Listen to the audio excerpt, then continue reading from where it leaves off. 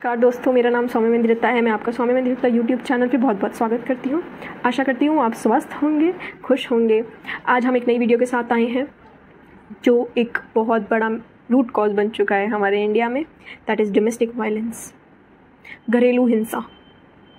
Crimes जो हम देख रहे हैं बाहर, रेप, किडनैपिंग, ये तो हो ही रहा है। बाहर के क्राइम्स तो हैं ही हैं, सब बात करते हैं इसके बारे में। और जो अंदर का क्राइम है, डोमेस्टिक वायलेंस, घरेलू हिंसा, हर दो में से एक औरत घरेलू हिंसा की शिकार है आज। रूरल एरियाज़ में नहीं, गाँवों में ही नहीं, शहरों में भी। आज हम बेसिकली इस चीज़ के बारे में बात करने जा रहे हैं। सो बिना किसी देरी के हम वीडियो को शुरू करते हैं। Without any further delay, get start the video.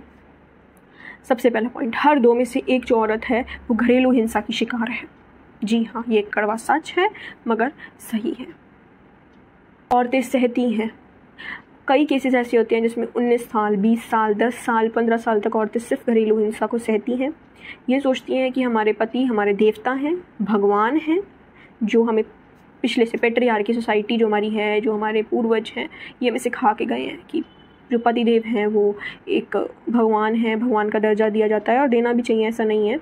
But उनके हाथों की हिंसा, थप्पड़, अब्यूजिंग लैंग्वेज, देवता ये करते हैं, नहीं, इसको कभी नहीं सहना चाहिए। हर आज दूसरे घर में यही चल रहा है। औरतें क्यों सहती हैं, इसके बारे में मैंने रिसर्च करी और जो ये क्राइम बढ़ रहा है इसके सजेस्टिव पॉइंट्स क्या हैं। तो आज हम सबसे पहले इसके रीजंस के बारे में बात करना चाहते हैं, करेंगे कि ये क्यों बढ़ रहा है डोमेस्टिक वायलेंस, और इसके सजेस्टिव पॉइंट्स कि ये कैसे सही हो सकता है, कैसे चेंजेस आ सकते हैं सोसाइटी में।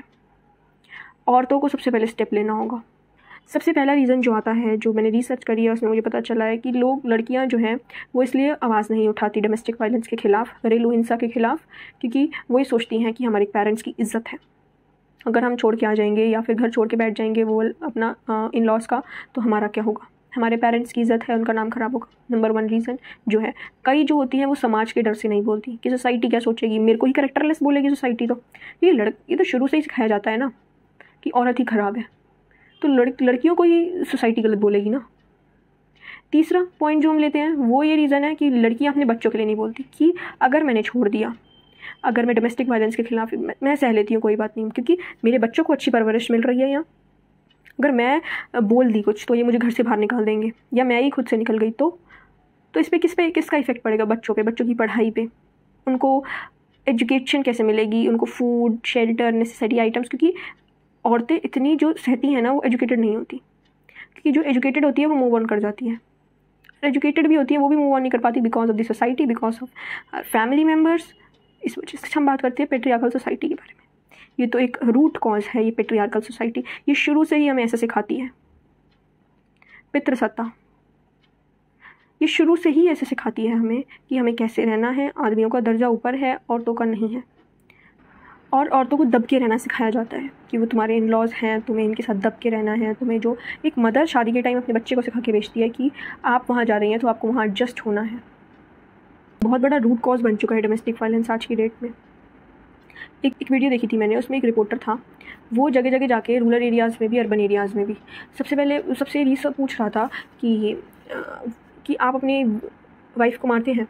उसमें वीडियो में सिर्फ वो यही पूछ रहा था, अपनी वाइफ को मारते हैं। तो फिर एक बंदा बोला, हाँ वो तो औरतें तो बनी मार खाने के लिए, अगर हम नहीं मारेंगे तो उन्हें कौन मारेगा। तो उसने कहा मारना क्यों है, कहते वो बनी ही मार खाने के लिए इसलिए मारते हैं। कहा अच्छा, आप अपनी वाइफ को मारते हैं। उसने कहा हाँ मारता हूँ। मतलब उनके लिए वो होता है ना मर्द वाली फीलिंग। 4 लोग और खड़े थे। हाँ, तो आपकी शादी को कितने साल हो गए? उसने कहा मेरी शादी को 15 साल हो गए। तो आपने कितनी बार मारा होगा, रिपोर्टर ने पूछा। उसने कहा 5-6 बार। तो उसने कहा हमने बस शादी से अब तक 15 साल में 5-6 बार मारा है? तो नहीं, मंथली है 5-6 बार तो, और ऊपर भी हो जाता है। तो ये आज हमारी सोसाइटी का लेवल बन चुका है। इन लोगों को बोलते वक्त ही पनिशमेंट दे देनी चाहिए। ये ऐसे बात करते हैं, क्राइम फैला रहे हैं दुनिया में। मंथली है 5-6 बार तो ये थोड़ा चेंज होना चाहिए सोसाइटी का थिंकिंग, सोसाइटी की सोच जो है, ये जो पितृसत्ता है जो अब तक चलती आ रही है, ये बिल्कुल चेंज होनी चाहिए। सजेस्टिव पॉइंट्स के बारे में हम बात करते हैं इसके। सबसे पहला सजेस्टिव पॉइंट हम लेंगे, मैं बोलती हूँ women's should raise their voice, और तो आवाज़ उठाओ, अब मत सुनो। एक बार अगर डोमेस्टिक वायलेंस का वो शिकार हो रही हैं तो उन्हें उसी टाइम ही एक्शन लेना चाहिए। Take action, raise your voice. क्योंकि अगर आपने एक बारी में नहीं रोका ना, तो आप दूसरी बारी को बुलावा दे रही हो खुद से, वो मत करो। अगर आपने एक बार में कुछ नहीं कहा तो सेकंड टाइम आपको वॉइस रेस करनी है, क्योंकि आप ही हो जो आपकी वॉइस रेस कर सकती हो। समाज का क्यों डरती हो? समाज साथ खड़ा था जब तुम मार खा रही थी, बचाया किसी ने? नहीं ना। अपने लिए जियो, ज़िंदगी एक है, एक ही बार मिलती है ज़िंदगी, उसे खुल के जियो। You should raise your voice. दूसरा, हमें सोसाइटी में ये बच्चों को सिखाना है equality, men's and women's are equal, औरत और आदमी एक समान है, और सीरियसली हैं भी। आदमी औरत बराबर काम करते हैं आज की डेट में। हमारे पास बहुत सारी रोल मॉडल्स भी हैं विमेंस। और सीरियसली ये एक बोलने वाली बात है औरतें काम नहीं करती या हाउसवाइफ्स काम नहीं करती। इंटरनेशनल लेबर ऑर्गेनाइजेशन ने ये बात बोली है कि आदमियों से ज़्यादा औरतें काम करती हैं। 6 बजे उठती है, अपने बच्चों को स्कूल भेजती है, अपने हस्बैंड को ऑफिस भेजती है, सबका लंच बनाती है, सबको लंच पैक करके देती है, बच्चों का ध्यान रखती है, घर के सारे काम करती है, ट्यूशन भेजती है, अपने इन लॉज का ध्यान रखती है, उनकी सेवा करती है, रात तक अपने फिर डिनर की तैयारी करती है। मतलब बहुत काम होते हैं। एक हाउसवाइफ को भी बहुत काम होते हैं घर में। और नेशनल जब ऑर्गेनाइजेशन बोल रही है, लेबर ऑर्गेनाइजेशन, की इतनी बड़ी बात, और तो फिर बच्चों को सिखाओ ना equality, men's and women's are equal, हर एक बंदा इक्वल है। नेक्स्ट जो मैं ये बोलना चाहूँगी, अपनी बेटियों को, बच्चियों को इतना पढ़ाइए कि वो अपने हक़ के लिए खुद लड़ सके, वो अपने लिए लड़ सके, अपने हक़ के लिए लड़ सके। उनको इतनी एजुकेशन दे दीजिए, उन्हें किसी पे डिपेंड होने की ज़रूरत ना पड़े, उन्हें कोई कमज़ोर ना समझे। क्योंकि डोमेस्टिक वायलेंस बेसिकली उन वुमेन्स के साथ होता है जिन्हें मेंस कमज़ोर समझते हैं, या उनके जो पीछे मायके वाले होते हैं वो कमज़ोर होते हैं। उनको वो एक सबसे ज़्यादा डोमेस्टिक वायलेंस का शिकार होती है। ये एक सच है। एक मैन है, वो ऑफिस जाता है, उसकी जो बॉस है वो लेडी है। अगर उसने उसे डांट दिया, बॉस ने अपने एम्प्लॉय को, तो क्या वो उसे मारेगा? नहीं ना। उसके साथ जो काम कर रही हैं वो और लेडीज़ हैं, गर्ल्स भी हैं, क्या उनके साथ अगर कोई बहस हो गई तो क्या वो मारेगा? नहीं। जो डोमेस्टिक वायलेंस का शिकार होती है उनकी वाइफ होती हैं, वाइफ नहीं तो उनकी मदर भी होती हैं, छोटी बच्चियाँ, उनकी बेटी, डॉटर्स। तो जो कमज़ोर होते हैं उन पे हाथ उठता है। तो आप अपनी बेटियों को इतनी एजुकेशन दीजिए कि उन्हें किसी के आगे झुकना ना पड़े। Education is my next point. Education इतनी दीजिए कि वो किसी के आगे ना झुके।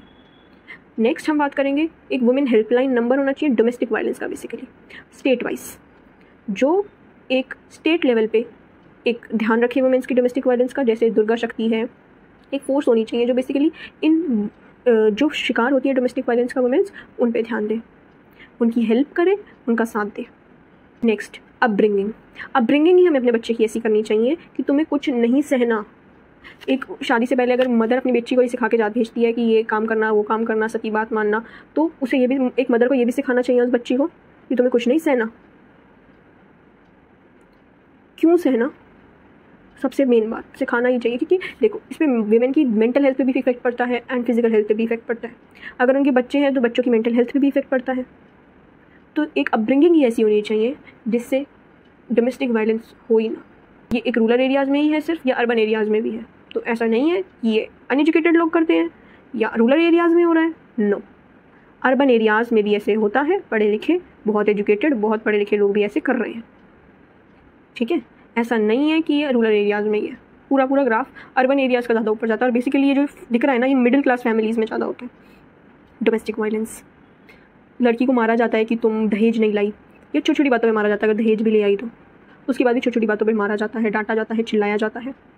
गवर्नमेंट ने इसके लिए 2005 में एक एक्ट बनाया था, डोमेस्टिक वायलेंस एक्ट, जिसमें इसकी पनिशमेंट बताई गई है, साथ में फ़ाइन बताया गया है।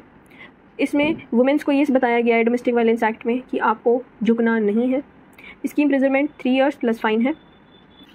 जो डोमेस्टिक वायलेंस एक्ट है उससे वुमेन अपना एक साथ ले सकती हैं, वुमेन सेल जा सकती हैं। पुलिस अगर साथ नहीं देती तो वो पुलिस वुमेन सेल में जा सकती हैं, वुमेन्स NGOs में जा सकती हैं जो स्पेसिकली डोमेस्टिक वायलेंस के लिए बने हैं। डोमेस्टिक वायलेंस एक्ट हमारा जो इनैक्ट हुआ था वो हुआ था 13 सितंबर 2005 में, और जो हमारा ये कमेंस हुआ है ये हुआ है 26 अक्टूबर 2006 में।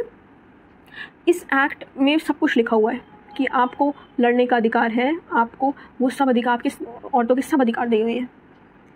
और हाँ, अगर आपके हस्बैंड आपको बाहर निकालते हैं तो वो इम्पॉसिबल है, आपको कोई घर से बाहर नहीं निकाल सकता है, चाहे वो घर किसी के भी नाम हो। कहीं वो मार के बाहर निकाल रहे हैं तो दैट इज़ नॉट फाइन। तो आज के लिए इतना ही। आपको रीज़न, सजेस्टिव पॉइंट्स कैसे लगे हैं आप बताइएगा, और आप कमेंट डाउन कीजिएगा कि और कोई सजेस्टिव पॉइंट्स अगर आपको लगे कि हाँ ये भी सजेस्टिव पॉइंट होना चाहिए, और वुमेंस को कैसे डिफेंस लेना चाहिए, क्या करना चाहिए, क्या बोलना चाहिए, फॉर आप जाइए। और अगर आपके साथ ऐसे हो रहा है तो आप लड़िए, क्यों झुकना। मैं तो सिर्फ एक बात बोलती हूँ, just move on from that relationship जहाँ पे डोमेस्टिक वायलेंस होता है। जस्ट मूव ऑन, मत सोचो, ज़िंदगी एक बार मिलती है, क्या पता कल होना हो। Life is uncertain. आप क्यों सहती हो, किसके लिए सहती हो। एक औरत होती है अपने लिए सहती है, अपने बच्चों के लिए सहती है। Move on. बोलना बहुत आसान है, करना बहुत मुश्किल है, बट जब कर लोगी ना तो बहुत अच्छा रहेगा ऐसी ज़िंदगी में रहने से। और एक पनिशमेंट दिलाओ अपने जो ऐसे करते हैं, उन्हें भी पता चले कि मार खाना क्या होता है, किसी को मारना क्या होता है बेसिकली। ध्यान रखिए, अपनी फैमिली का ध्यान रखिए, अपने बच्चों का ध्यान रखिए। आपको अगर ऐसी वीडियोस और चाहिए तो मेरे चैनल को सब्सक्राइब कर दीजिएगा। मैंने और भी बहुत सारी वीडियोस बनाई हैं। Why rape is happen in India, minors में रेप क्यों होता है, वन चाइल्ड पॉलिसी जो आ रही है, रूरल हेल्थ, और हाँ डरना नहीं है, लड़ना है। अब नमस्कार।